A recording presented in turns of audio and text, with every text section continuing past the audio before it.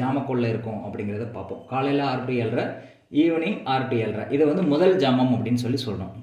போன வீடியோவில் நான் சொல்லியிருப்பேன், ஒரு 1வது ஜாமம் வந்து 6 to 7:30, 2வது ஜாமம் வந்து 7:30 to 9 அந்த மாதிரி நான் சொல்லியிருப்பேன். அப்போ காலையில் 6 to 7:30ங்கிறது 1வது ஜாமம், ஈவினிங் 6 to 7:30ங்கிறதும் 1வது ஜாமம்.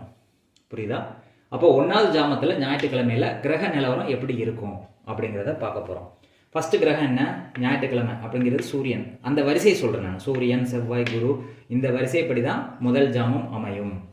அப்போ சூரியன், செவ்வாய், குரு, புதன், சுக்கிரன், சனி, சந்திரன், பாம்பு, இந்த வரிசைப்படி தான் கிரகங்கள் வந்து அமையும். பாம்புங்கிறது ராகுக்கு இது 2 சேர்த்து தான் இதில் பாம்புன்னு சொல்கிறோம். அப்போ மொத்தம் 8 கிரகங்கள் தான் நம்ம 8 ஜாம கிரகங்கள்னு சொல்கிறோம்.